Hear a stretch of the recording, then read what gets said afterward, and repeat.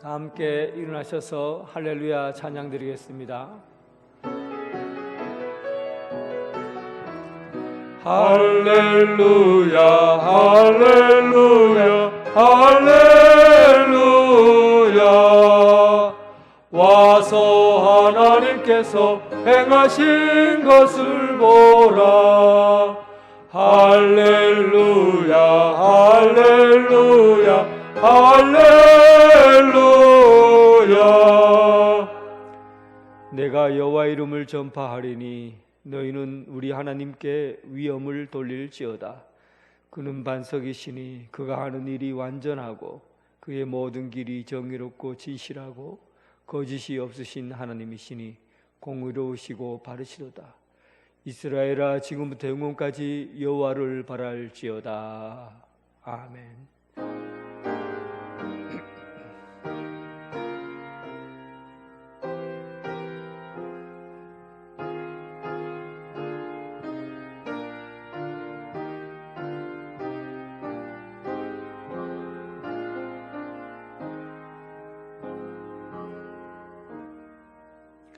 독생자를 보내시어 죄인들을 구원해 주시는 하나님 아버지, 감사와 찬송과 영광을 올려드립니다. 오늘 이 자리에서 우리가 구원의 기쁨을 즐거워하며 주님의 성산에 모였습니다. 거룩한 두 손을 들고 입술을 열어 마음을 담아서 하나님께 예배드립니다.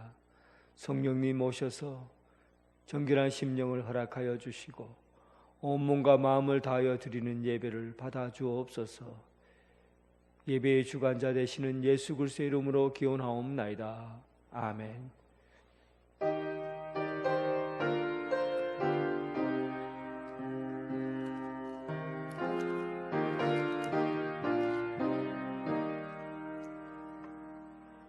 하늘이 부르고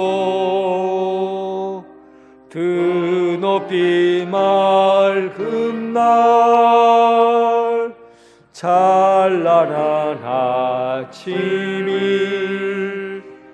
열리며 밝았네. 주 앞에 나아가 그 이름 부르며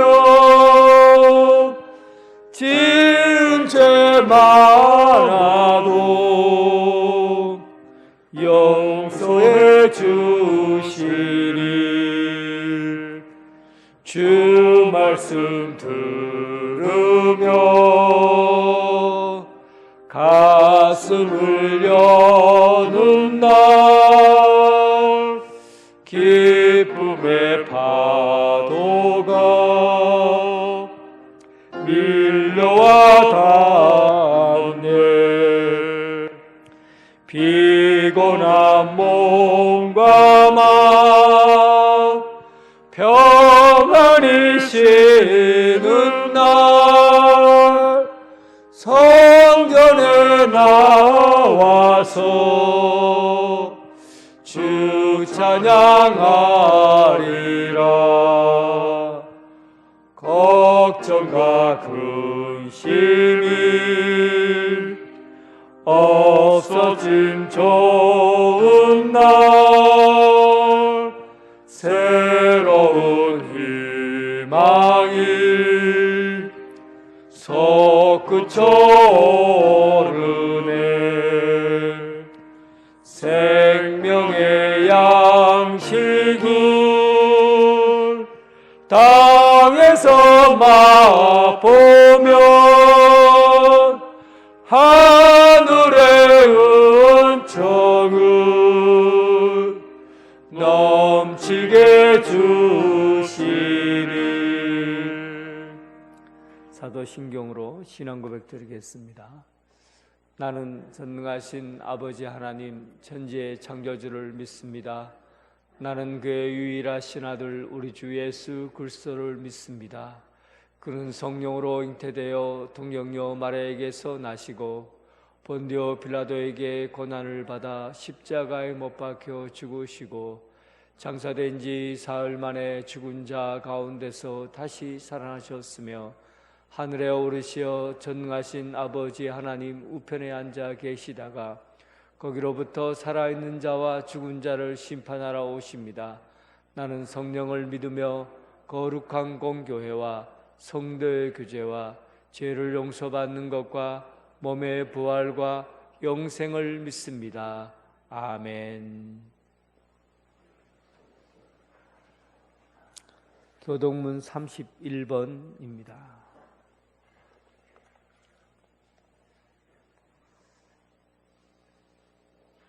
교동문 31번. 하나님이 일어나시니 원수들은 흩어지며 연기가 불려가듯이 그들을 몰아내소서.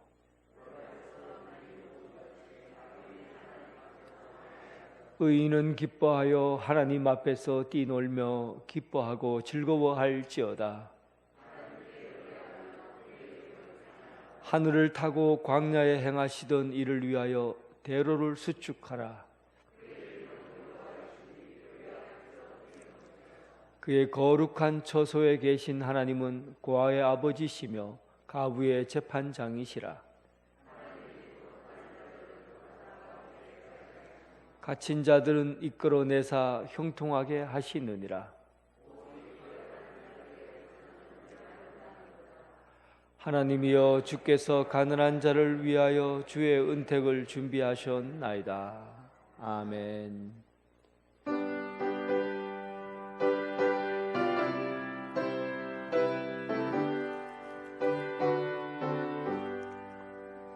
나의 영원하신 기업 생명보다 귀하다.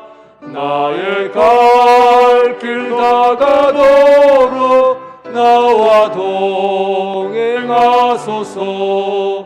주께로 가까이 주께로 가오니 나의 갈 길 다가도록 나와 동행하소서. 세상 부귀함이람과 모든 명예 버리고 험한 길을 가는 동안 나와 동행하소서. 주께로 가까이 주께로 가오니 나의 갈 길 다가도록 나와 동행하소서. 어두운 골짝 지나가며 험한 바다 건너서 천국 문에 이르도록 나와 동행하소서. 주께로 가까이 주께로 가오니 나의 갈 길 다가도록 나와 동행하소서. 아멘. 오상민 장로님 기도하겠습니다.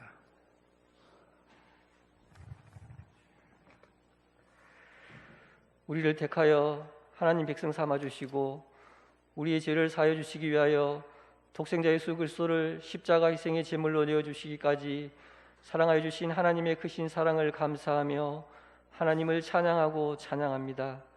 결실의 계절에 우리의 삶에 맺혀진 일들을 돌아보면 모든 것이 하나님의 은혜였음을 고백하며 감사드립니다. 하나님의 은혜 속에 기쁨의 삶을 누리는 주의 백성들이 거룩한 주일 아침에 마음과 정성을 모아 하나님을 예배하오니 우리 예배를 기쁘게 받아주시옵소서. 하나님, 우리에게 주신 복을 헤아려 보면 한없이 많고 많지만 당장 내 기준에 부족한 자신을 보고 약해지고 불평하는 우리의 연약함을 용서하여 주시옵소서. 모든 염려와 근심을 하나님께 맡기고 우리를 위해 준비하시는 여호와 이레의 사랑을 믿고 기도하며 항상 기뻐하고 하나님을 찬양하는 삶으로 인도하여 주시옵소서. 하나님, 우리 연양제일교회를 사랑하여 주심을 감사드립니다. 코로나 환경 속에서도 교회를 든든히 세워주심을 감사드립니다. 코로나로 위축되었던 영적인 삶을 회복시켜 주시옵소서. 서로 중보기도하며 영적 교류가 풍성히 일어나게 하시고 믿음의 삶 속에서 예배의 자리마다 기관의 활동마다 모이기에 힘쓰고 예수님의 사랑을 나누는 활발한 교제가 일어나게 하옵소서. 하나님, 우리 연양제일교회가 120주년을 보내며 새로운 환경을 갖기를 원합니다. 기자시험금을 모으며 기도했던 일들이 하나님의 은혜로 열려지게 하시고 온 교회가 하나가 되어 하나님의 뜻을 이루고 오고 오는 세대에 하나님의 말씀이 선포되고 많은 영혼을 구원하는 방주의 역할을 온전히 감당하는 교회가 되도록 인도하여 주시옵소서. 교회 모든 직분자들이 늘 기도하고 기쁨으로 헌신 봉사하여서 예수 사랑의 향기가 넘쳐나게 하시고 그 사랑이 믿지 않는 많은 분들에게 흘러가서 복음이 전파되게 하옵소서. 하나님, 교회 학교를 온전히 지켜주시옵소서. 유치부부터 청년에 이르기까지 하나님의 말씀으로 양육되고 하나님의 말씀으로 세상을 이기고 세상과 구별된 삶으로 인도하여 주시옵소서. 이를 위하여 한 명 한 명을 품고 기도하고 헌신하시는 교육자 교사분들과 함께 하셔서 하나님의 뜻을 이루는 사명을 감당하기에 부족함이 없도록 인도하여 주시옵소서. 수능을 앞둔 고3 학생들에게 평안함을 주시고 모든 것을 하나님에 맡기는 믿음을 다하여 주시고 그들의 꿈을 이루는 길로 인도하여 주시옵소서. 청년들을 지켜주셔서 이 세상에서 하나님의 온전한 백성으로 살아갈 길을 열어주시고 믿음의 배필들을 만나게 하시고 하나님이 기뻐하시는 가정을 이루게 하옵소서. 하나님, 세상 땅끝까지 복음을 전하시는 선교사님들을 지켜주시고 그 사명을 온전히 감당하도록 은혜 베풀어 주시옵소서. 필리핀 간단기 나바고 연양제일교회가 그 지역의 복음을 온전히 전하는 교회가 되도록 인도하여 주시고 정치적 핍박을 받고 있는 중국 열방교회와 일본 우간다 선교사님들을 지켜주셔서 하나님의 뜻을 이루게 하시고 우리 교회가 기도하고 후원하는 일을 온전히 감당하게 하옵소서. 하나님, 믿음의 선진들이 나라와 민족을 위하여 기도하고 헌신하여 이 대한민국을 풍요롭게 이루어왔음을 믿습니다.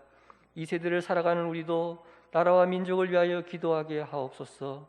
유정자들이 하나님과 백성 앞에 겸손하게 하시고 지혜를 다해 주셔서 전쟁과 각국의 경제적 갈등 속에서도 나라를 평화롭게 하고 경제적 어려움을 이겨내게 하옵소서. 하나님, 생명의 말씀을 듣습니다. 말씀을 증거하신 세우심 목사님께 성령 충만함을 주시고 말씀을 통하여 하나님을 만나는 은혜를 주시옵소서. 하나님을 찬양하는 찬양단의 찬양을 기쁘게 받아주시고 우리 심령에도 찬양이 넘치게 하옵소서. 예배를 위하여 여러 모양으로 헌신하시는 모든 분들에게 하늘의 기쁨이 넘치게 하옵소서. 우리와 늘 함께 하시는 예수님의 이름으로 기도드립니다. 아멘.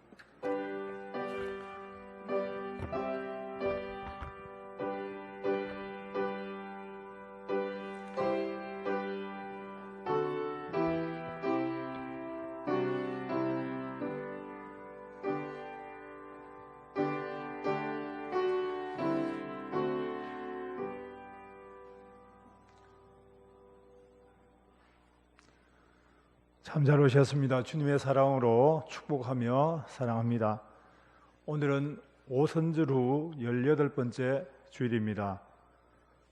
추수감사절이 우리 교회는 추수감사절을 10월 16일로 지킵니다. 추수감사 열매는 구역별로 준비해 주시고 혹시 개인적으로 과일이나 기타 또 수확한 것은 15일 오후 2시까지 교회로 가져오시면 되겠습니다. 오늘 오후 찬양 예배는 오여전대의 헌신 예배로 드리겠습니다. 할렐루야 찬양대 헌신 예배가 16일 주일 오후 찬양 예배 시에 있습니다. 온라인 예배 시 헌금은 온라인으로 드리신 분들은 11시 30분 유튜브를 통해서 드리시기 바랍니다. 청년부 가을 MT가 오늘부터 내일 오후 1시까지 있겠습니다. 위에서 기도를 부탁드립니다.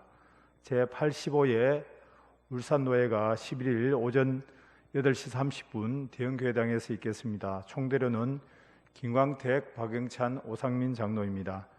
각 기간은 원래가 16일 주일 기간별로 정해진 장소에서 실시해 주시기 바랍니다. 세례 및 입교 신청이 있습니다. 세례는 등록교인 만 15세 이상, 입교는 유아 세례 교인인 만 15세 이상, 유아 세례는 만 2세 이하 부모 중 한 명이 세례 교인이면 신청이 가능합니다. 오늘까지 사무실로 신청해 주시기 바랍니다.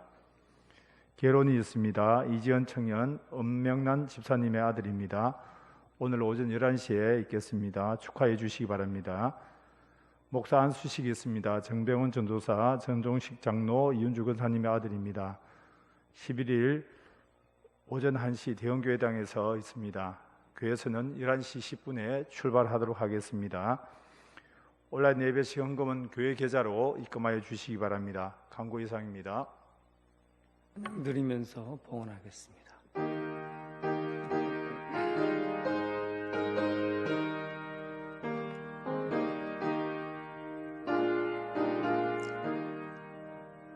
내가 받은 모든 것은 하나님의 선물이니 마음 가득하여서 겸손하게 드립니다. 주님 기뻐 받으시니 바치는 나 즐겁도다. 복의 근원 하나님께 영원토록 감사하리. 아멘. 어제나 오늘이나 변함없는 사랑으로 돌보시는 하나님, 우리를 영원하신 하나님의 은혜 가운데 불러주시고 하나님의 자녀 되게 하신 은혜에 감사합니다. 땅의 일보다 하늘의 일을 더 가치 있게 여기게 하옵시고 이 땅의 시민이 아니라 하늘나라 시민으로 복된 삶을 영위하며 살게 하여 주옵소서. 오늘 이 시간 하늘의 소망을 품고 예물을 준비했습니다. 살아가는 것이 감사하고 감사할 뿐입니다. 땀 흘려 얻은 것에 10의 1조를 드립니다. 세계에 흩어져 있는 선교사들을 후원하고 복음의 징검다리가 되기 위해서 선거 현금을 드립니다. 매주일 잊지 않고 주정 헌금을 드립니다. 이제 겨자씨 헌금을 통해서 하나님의 교회를 세우고 또 주님께서 허락하신 일들을 감당하고자 마음을 다해 봉헌합니다. 드리는 모든 것 감사와 기쁨으로 올려드리오니 받아주옵소서.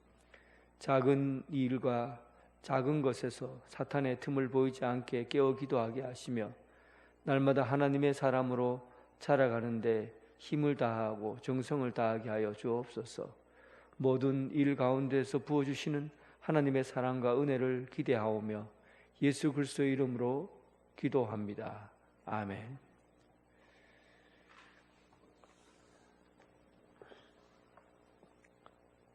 하나님께서 우리에게 주신 말씀은 마가복음 9장 33절에서 37절입니다.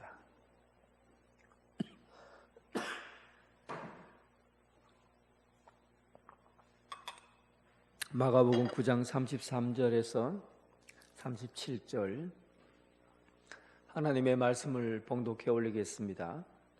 가버나움에 이르러 집에 계실새 제자들에게 물으시되 너희가 길에서 서로 토론한 것이 무엇이냐 하시되 그들이 잠잠하니 이는 길에서 서로 누가 크냐 하고 쟁론하였음이라.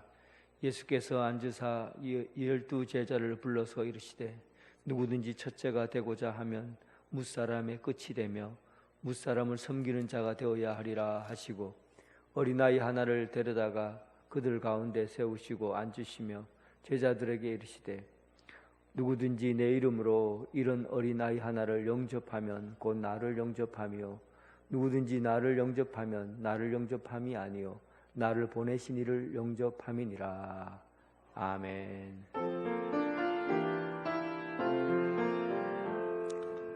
아버지 한 말씀 내가 살겠네 내가 살겠네. 아멘 아멘 아멘 아멘 아멘.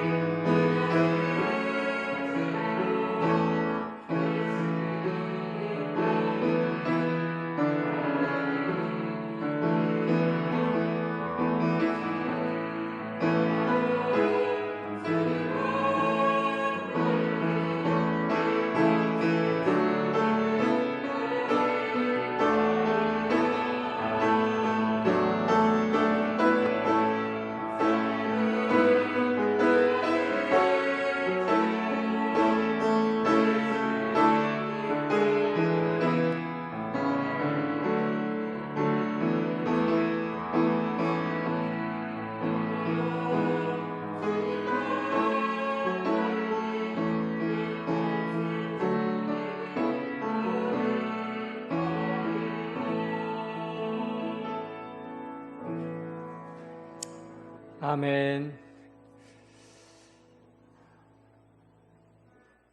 예, 주님의 평강이 여러분들과 함께 하기를 바랍니다.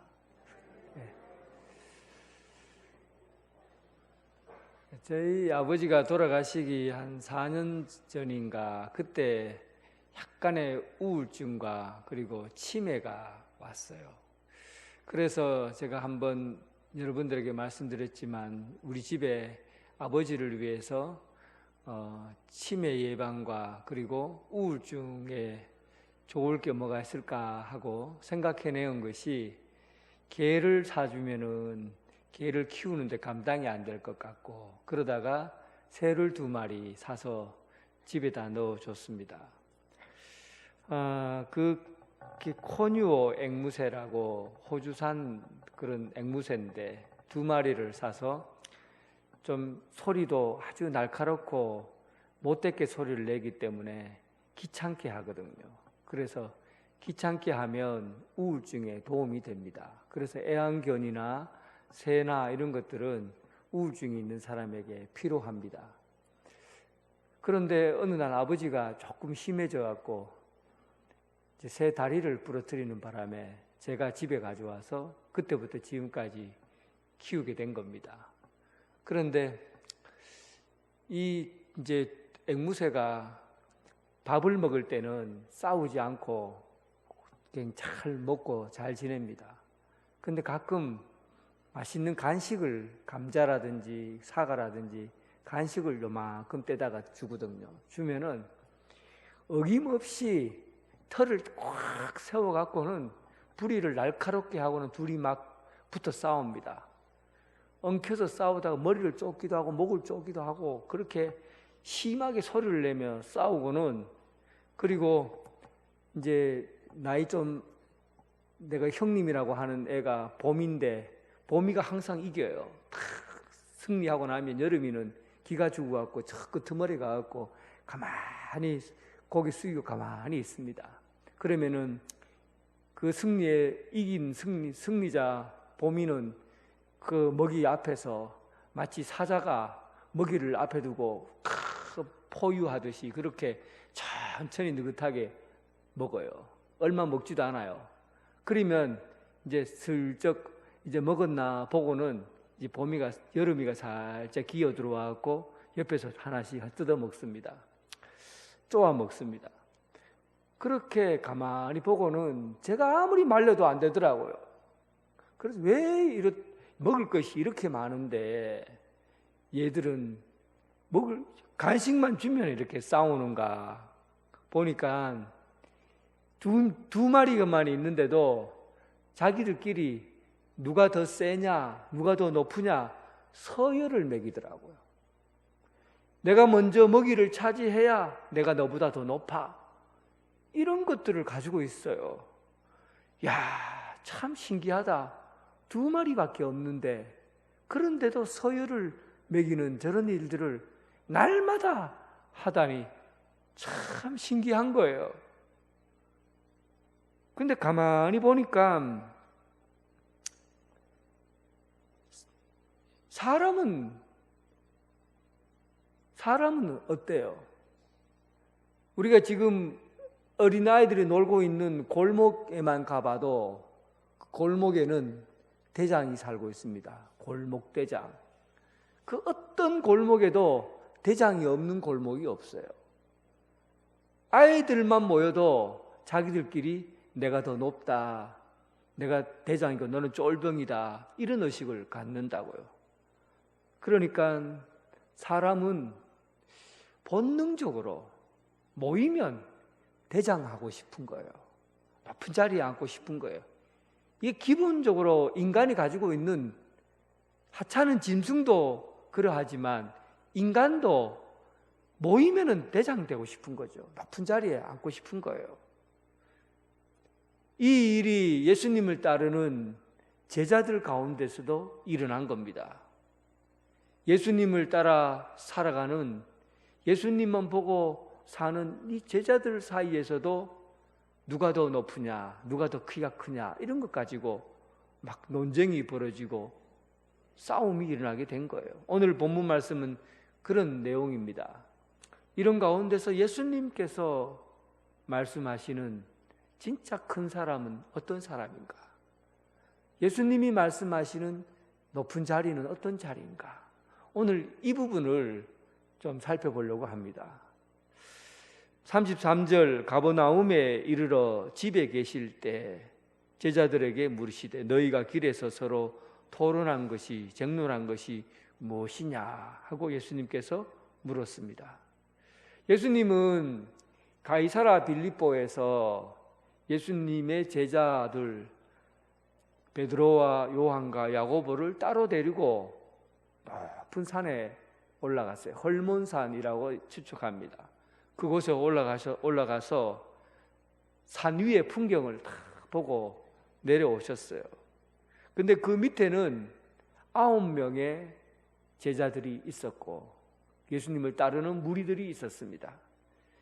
내려와서 산 아래에서 귀신 들렸던 아이를 고쳐주고서 그 시끌시끌하고 시끌시끌했던 그 일정을 이제 다 마치시고 이제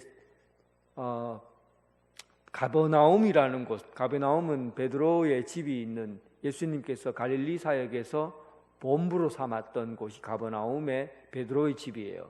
베드로의 집으로 내려가셨습니다. 그 내려가는 길에 이 제자들이 그 긴 오랜 시간 걸어서 내려가는 그 와중에 이제 지금까지 있었던 일들을 떠올리면서 서로 싸움이 붙은 겁니다. 왜 예수님께서는 베드로와 야고보, 요한만 데리고 산 위에 올라가셨는가? 왜 예수님께서는 베드로에게 천국의 열쇠를 준다고 말씀하셨는가? 왜 따로 예수님께서 생각하는 예수님의 오른쪽 자리에 앉으려고 하는 사람을 예수님이 마음에 품고 있는 사람이 있는가? 뭐 이런저런 이야기를 했겠지요.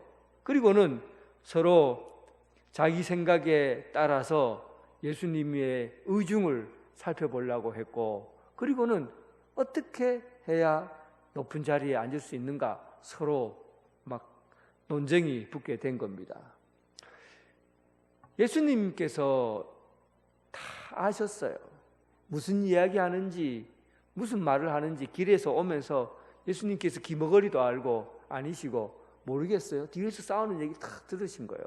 그런데 그동안에는 아무 말씀을 하지 않으셨다가 이제 가버나움의 집에 도착하셔서 그리고는 예수님께서 왜 너희들이 거기서 그런 어떤 일로 이렇게 크게 소리치고 싸웠느냐 하고는 말씀을 띄웠죠.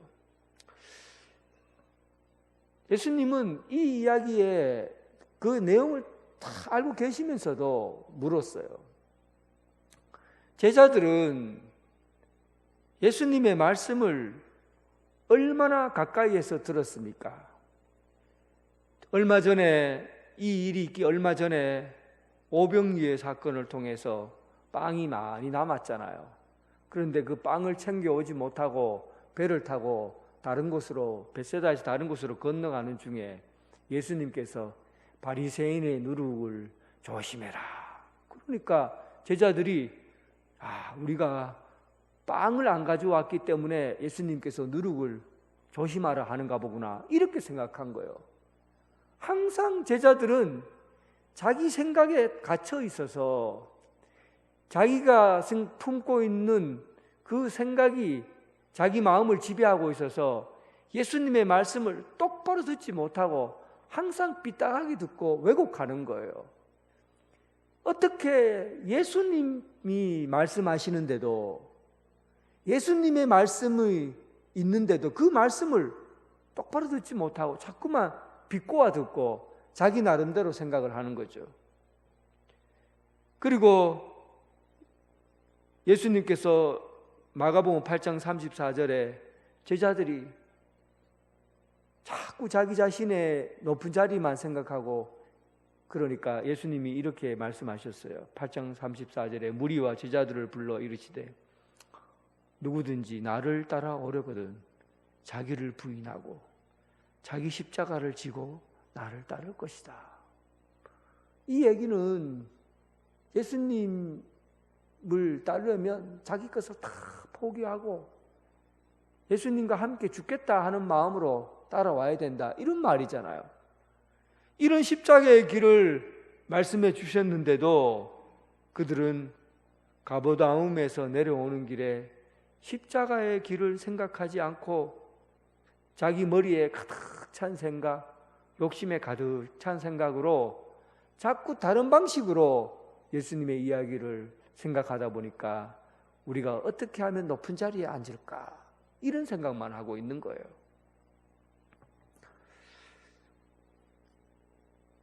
사랑하는 성도 여러분, 저는 이 말씀을 쭉 이렇게 읽고 또 말씀을 준비하면서 참 사람이 안 변하는 게 이런 의미 때문에 안 변하는구나. 얼마나 많은 말씀을 들어도 여러분 잘 변합니까?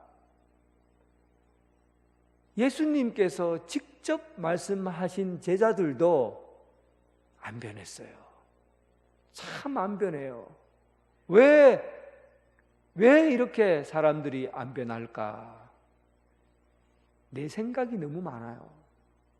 내 마음에 품고 있는 욕심이 너무 많아요. 내 안에 들어있는 이 욕망이 너무 커요. 그러니까 내 속에 뭔가를 가득 채운 상태로 말씀을 들으니까 말씀이 귀에 들리겠습니까? 엉뚱한 생각만 하고 있는데 어떻게 말씀이 들려요? 지금 여러분들 마음속에 다른 생각을 품고 있으면 제 말이 한마디도 안 들릴 겁니다. 지금 제가 여러분들 앞 여기서 예수님이 말씀을 전해도, 여기에서 제가 전하는 게 아니라 예수님이 말씀을 전해도 여러분 말씀 한마디도 못 알아듣습니다. 왜 그런지 아십니까?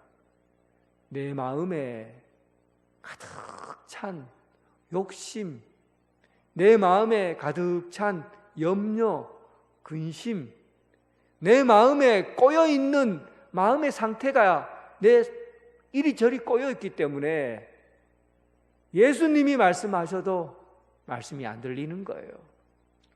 예수님이 어느 날 비유로 하신 말씀이 있어요.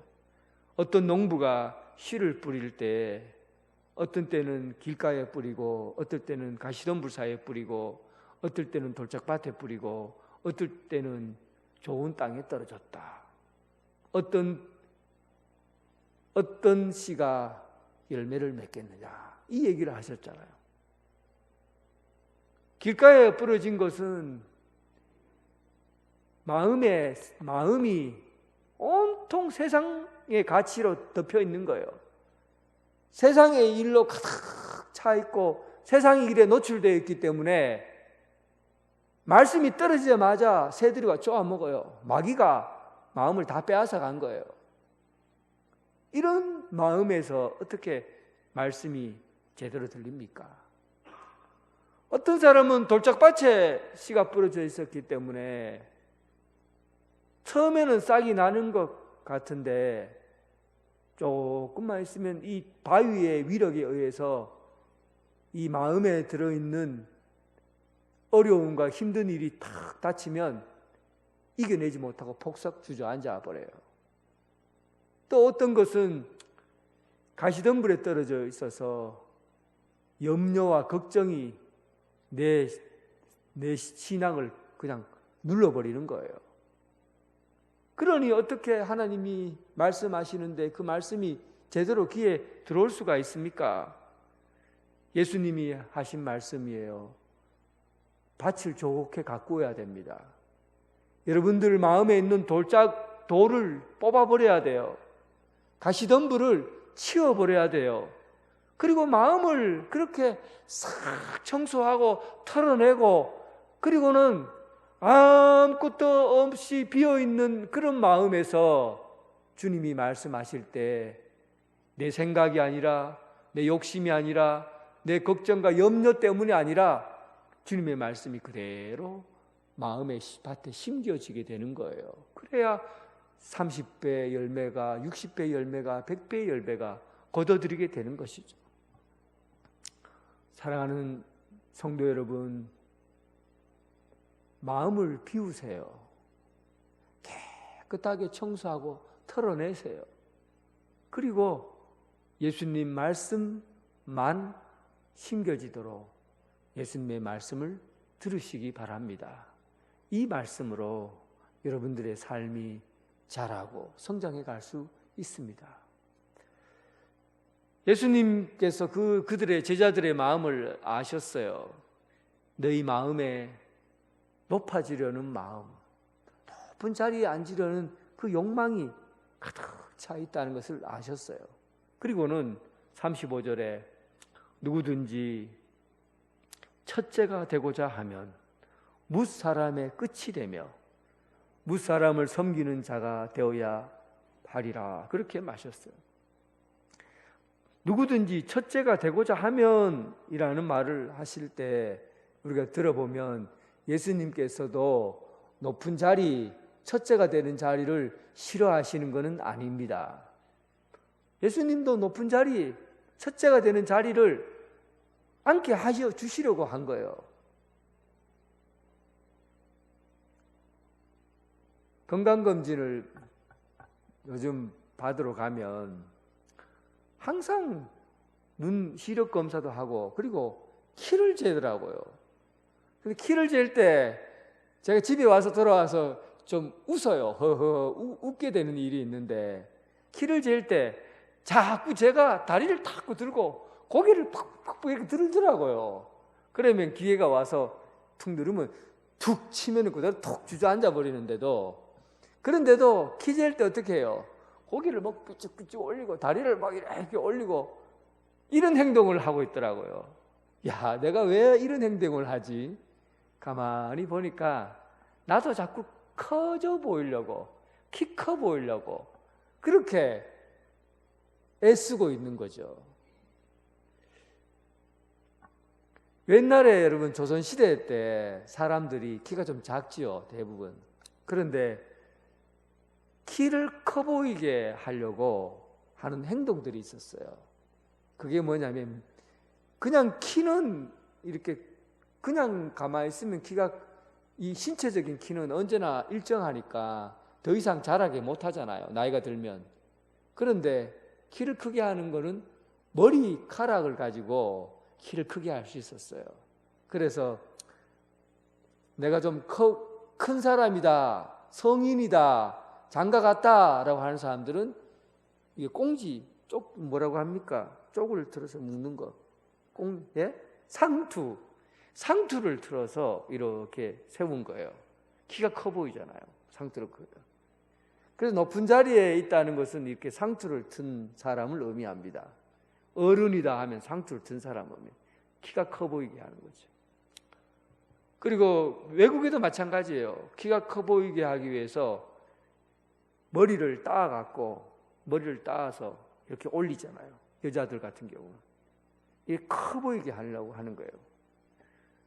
그래서 우리나라에는 머리를 묶어서 커 보이게 해야 되는데, 대머리가 되거나 머리가 없으면 어떻게 하냐 하면 이제 모자를 쓰는 거예요. 모자를 쓰는데 이 모자 안에다가, 이 안에 이제 뭐 이렇게 카드 같은 거 이렇게 다 넣어서 대머리라는 것을 안 보이게끔 이렇게 딱 끼워 놓고, 그리고 갓을 딱 쓰죠. 갓을 써서 커 보이게 만드는 겁니다. 사람은 이렇게 커 보이게 하려고 이제 키 커 보이게 하고 커 보이는 그런 것을 통해서 자기 존재감을 찾아요. 내가 다른 사람보다 높다, 크다라는 걸 가지고 내 존재감을, 내가 그래도 괜찮은 사람이구나, 큰 사람이구나, 이런 마음을 갖는 것이죠. 오늘날 사람들 중에서는 크게 보이려고 어떤 일을 하냐면 세상에서 가장 높은 빌딩을 짓는 거예요. 가장 높이 지을수록 내가 이 세상에서 가장 높은 데에 있는 사람이다 라는 그런 자의식을 갖는다고 그래요. 그래서 돈이 얼마나 들든지 간에 가장 높은 빌딩을 세우려고 하는 거예요. 우리나라에서 가장 높은 빌딩은 롯데 월드타워 123층, 공사비만 4조 2천억 원, 높이가 554.5m. 그 높은 타워를 지어야 그 위에 탁 앉아서 세상을 보면 내 밑에 다 있잖아요. 시선이 다 내 밑에 있잖아요. 가장 높은데 가장 키 큰 그곳에 있어야 권력을 갖고 힘을 갖는다고 생각하는 것이죠. 그래서 사람들은 눈에 보이는 높은 곳을 선호하는 겁니다. 눈 안에 보이는 돈을 많이 벌고 또 좋은 대학을 나오고 전문 직장을 갖고 이렇게 해서 높은 자리에 앉는 것, 이것을 세상 사람들이 원하는 자리예요. 근데 예수님께서는 그 첫째가 되는 그 자리에 내가 앉게 해주겠다는 거예요. 그런데 예수님이 말씀하시는 높은 자리는 눈에 드러난 보이는 자리가 아니라 눈에 보이지 않는 높은 자리예요. 그래서 예수님의 방법을 따르면 눈에 보이는 자리에 앉는 것이 아니라 눈에 보이지 않는 높은 자리에 예수님께서는 우리에게 그 자리에 앉게끔 인도하신다는 겁니다. 그러니까 건물을 높이 짓고 그리고 세상적으로 돈을 많이 벌고 정치적으로 높은 자리에 앉게 하는 것, 이렇게 앉은 자리가 아니라 사람들 눈에는 띄지 않는, 사람들이 볼 때는 이렇게 해서는 자리에 앉을 수 없는 그런 자리로 우리를 안내해 주고 있어요. 누구든지 첫째가 되고자 하면 무사람의 끝이 되며 섬기는 자가 되어야 한다. 결국 예수님이 말씀하신 높은 자리는 섬기는 자리, 눈에 보이지 않는 자리, 눈에는 띄지 않지만 그 일을 하면 높아지는 자리, 그 자리가 바로 섬기는 자리라는 겁니다. 예수님께서 십자가에 못 박히시기를 전에 얼마를 남겨두고 제자들과 함께 황량한 그 벌판을 걷다가 집으로 돌아왔어요. 온 발은 먼지로 다 덮여져 있었고 온 몸은 먼지로 다 덮여져 있었어요. 몸에 있는 먼지를 다 털고 이제 들어와서 발을 씻고 손을 씻고 밥을 먹어야 돼요. 그러면 보통은 일반적으로 집에 들어오면 종이 있어서 종들이 눈치채고 들어오는 순서대로 종들이 수건을 허리에 메고 발을 탁 씻어주면 됩니다. 그런데 제자들 사이에 종이 있지는 않잖아요. 그런데 벌써부터 그 전부터 습관적으로 논쟁했던 일이 있어요. 누가 더 높은 사람이지? 그러면 그들 마음속에 어떤 생각이 들겠습니까? 내가 바깥에서 들어오면 종이 내 발을 씻어준다고 하는데 이 중에서 내 발을 씻어주는 사람이 내 종이야. 나는 높은 자리에 앉을 사람이야. 이런 생각을 할 거라고요. 그러니까 서로 눈치만 보고 있는 거예요. 왜냐하면 발을 씻는 사람이 종이니까. 그런데 이럴 수가, 예수님께서 수건을 두르시고 그리고 제자들 한 사람 한 사람 발을 씻어주는 겁니다. 여기에서 제자들이 충격을 받은 거죠. 예수님이 하신 말씀이 이제 내가 곧 너희를 떠나게 될 터인데 너희도 나처럼 살아라. 다른 사람을 발을 씻어주는 사람, 섬기는 사람, 그 사람이 되어라 하시고는 예수님 마지막 말씀을 하셨어요.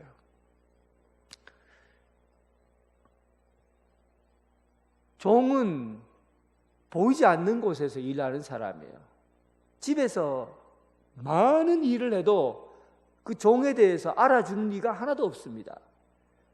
심지어 발을 씻어줘도 종에 대해서 알아주는 이가 없어요. 그런데 주님이 너희가 높은 자리에 앉으려면 저 종이 되어야 된다. 종. 더러운 발을 씻어주는 종이 되어야 된다. 그리고 이렇게 하찮은 종이 되어 남을 섬길 때 그때 네가 진짜 첫째가 된다. 그때 진짜 네가 높은 자리에 앉게 된다는 말씀을 하신 거예요. 여러분, 세상이 생각하는 첫째는 남이 보는 데서 높아지는 거예요. 돈을 많이 벌거나 사업을 해서 큰 인물이 되거나 아니면 정치적으로 높은 자리에 앉거나 아니면 누가 뽑아줘서 어떤 자리에 앉게 되거나 눈에 보이는 자리에 앉으면은 그때 그 사람이 큰 사람이에요. 키 큰 사람이에요. 그런데 주님이 원하는 방식이 아니에요. 주님이 원하는 방식은 보이지 않아요. 종이 되어야 돼요. 하찮은 일을 한다고 그렇게 여길 것 같아요. 그래도 남의 발을 씻어주는 그 자리에 있는 사람이 주님이 원하는 높은 자리에 앉는 첫 번째 되는 사람입니다. 이 일을 위해서 예수님께서 12명의 제자를 불렀잖아요. 12명의 제자들은 사실은 제자가 된 것만 해도 첫 번째 자리에 앉는 사람입니다. 예수님의 제자가 된 것만 해도 그 자리에서 그들은 첫 번째가 된 거예요. 그런데 사도행전 1장 13절에 예수님께서 십자가에 죽으시고 부활하시고 승천하시고 난 다음에 예수님께서 제자들에게 명령하셨어요. 너희들은 어느 한 곳에 모여서 마가다락방에 모여서 성령님께서 오실 때까지 내가 지시할 때까지 기다려라 하시고는 그 마가다락방에 모여서 기도하게 하셨어요. 그때 그의 이름을 거기에 모인 사람의 이름은 하나씩 하나씩 이렇게 읽어주듯이 선포합니다. 거기에 제자들이 모였는데 베드로와 요한, 야고보, 안드레와 빌립, 도마와 바돌로메, 마테, 알페오의 아들 야고보와 셀로딘, 시몬, 야고보의 아들 유다 다 거기에 있어.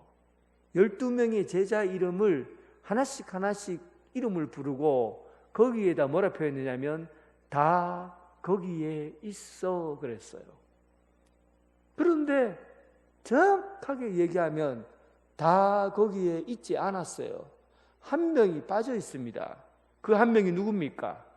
가롯인 유다예요. 가롯 유다. 다 첫 번째 자리에 앉아 있는데 그 첫째 자리에 앉아 있지 못하는 한 사람이 바로 가롯 유다였어요. 왜 가롯 유다는 그 자리에 없었을까? 다 있는데 왜 그 사람 한 사람만 없을까? 왜냐하면 가롯 유다는 예수님의 방식으로 첫째 자리에 앉으려 하지 않고 세상의 방식으로 첫 번째 자리에 앉으려고 했기 때문입니다. 세상의 방법, 남들이 보기에 높아져 있는 자리, 그 자리에 앉으려 했기 때문에 그는 예수님의 자리를 견디지 못하고 예수님께서 세워준 자리는 차지하지 못하고 결국은 그 자리에서 그 몫을 감당하지 못하고 망하는 길을 선택한 겁니다. 여러분, 이 말씀을 들으면서 저는 마음이 참 무겁더라고요. 내가 참 이런 첫 번째 자리, 주님이 내게 맡기신 목사의 자리에 있는데 주님이 원하시는 방식으로 내가 서 있는가? 주님께서 여러분들을 장로로 뽑아주셨는데 사람이 보는 높은 자리가 아니라 주님의 방식으로 내가 이 자리에 있는가? 주님이 나를 권사나 집사로, 성도로 자리를 주셨는데 내 맡은 자리가 주님의 방식으로 여기까지 왔는가? 아니면 세상이 원하는 그 방식으로 내가 이 자리에 있는가? 예수님이 가룟 유다 보고 뭐라고 하셨어요? 내가 태어나지 않았으면 좋을 뻔했다. 아예 태어나지 않았으면 좋을 뻔했다. 제자라는 그 자리에, 예수님의 제자라는 그 첫 번째 자리에 있으면서 주님의 방식으로 그 자리를 지키지 못했을 때 세상 방식으로 그 자리를 유지하라고 했던 그 가룟 유다에게 태어나지 않았으면 좋겠다. 여러분들이 지금 서 있는 자리가 첫 번째 자리입니다. 여러분들이 지금 맡고 있는 자리가 첫 번째 자리예요. 그 자리가 어떤 자리냐가 중요한 게 아니에요. 어떤 방식으로 여러분들의 자리를 차지할 것인가? 예수님의 방식으로 이 자리에 앉을 것인가? 아니면 세상의 방식으로 이 자리에 앉을 것인가?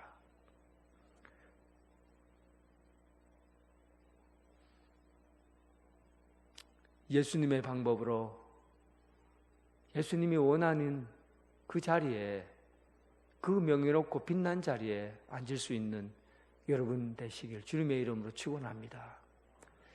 예수님께서 말 안 듣는 제자들에게, 마음이 삐딱하고 지 생각만 가지고 말을 듣는 제자들에게 어린아이 하나를 데려다가 품에 안으시고 아이들을 보여주시면서 말씀하셔요.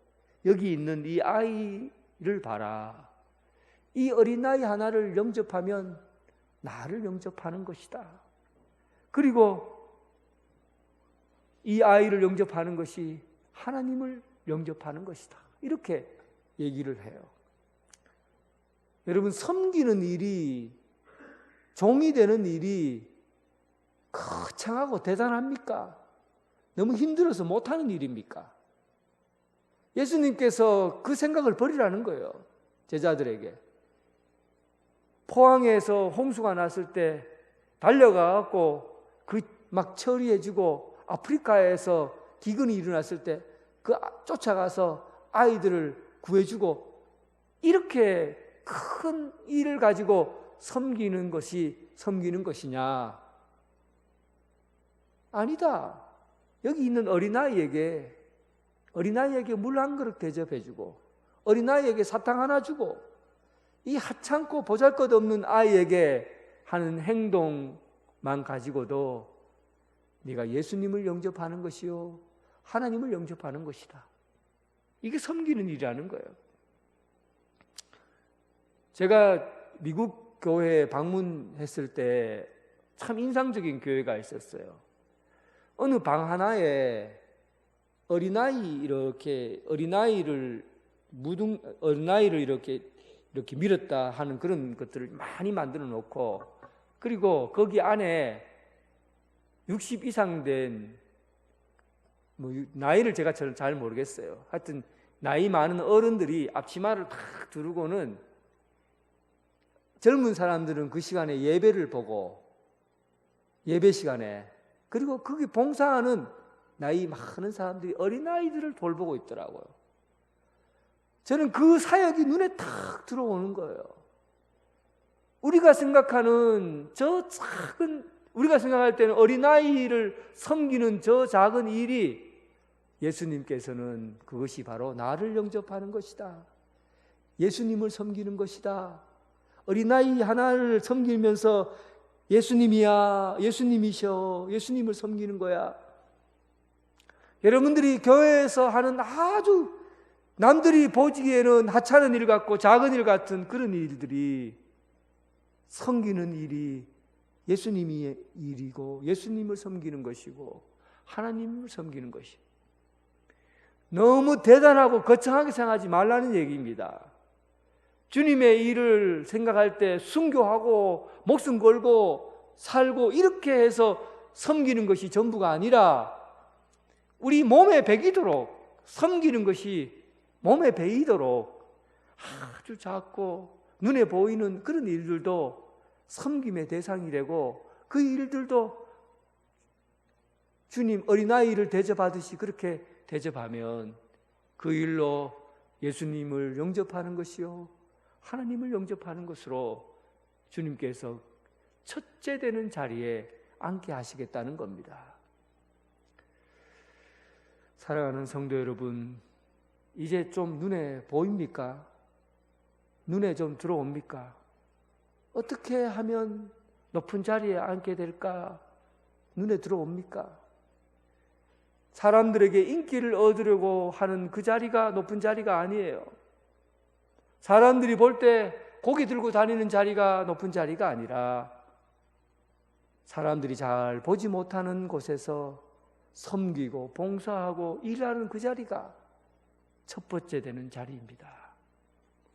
그 자리에서 주님의 얼굴 볼 수 있는 여러분 되기를 주님의 이름으로 축원합니다. 하나님 아버지 감사합니다. 우리의 눈을 뜨게 해 주옵소서. 우리 길을 열어 주시옵소서.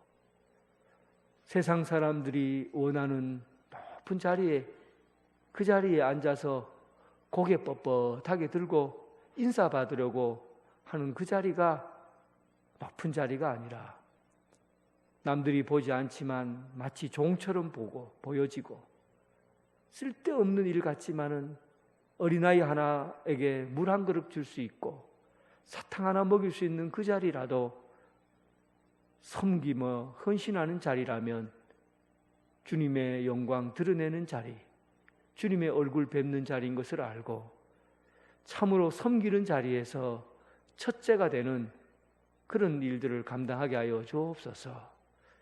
여기 있는 모든 성도들이 주님이 주님의 방식으로 첫째가 되는 그 자리에 이르게 하여 주옵소서.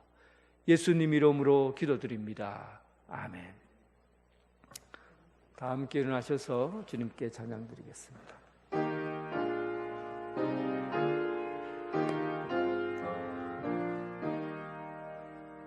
겸손히 주를 섬길 때 괴로운 일이 많으나 구주여 내게 힘 주소 잘 감당하게 하소서. 인자말을 가지고 사람을 감화시키며 갈 길을 잃은 우리를 잘 인도하게 하소서. 구주의 귀한 인내를 깨달아 알게 하시고 굳건한 믿음 주셔서 늘 승리하게 하소서. 장래의 영광 비추사 소망이 되게 하시며 구주와 함께 살면서 참 평강 얻게 하소서. 아멘. 이제는 예수 그리스도의 은혜와 극진하신 하나님의 사랑과 성령님의 교통하심이 오늘 예수님께서 우리에게 알려주신 섬김의 자리에서 종과 같이 비참하고 처절한 현장에 있으면서도 다른 사람이 알든 모르든 보이지 않는 곳에서 섬기면서 예수님의 얼굴을 뵙기 원하는 여기에 서 있는 주님의 사랑하는 성도들과 각 가정에서 예배드리는 성도들을 위해 지금부터 영원토록 함께 하시기를 간절히 축원하옵나이다. 아멘.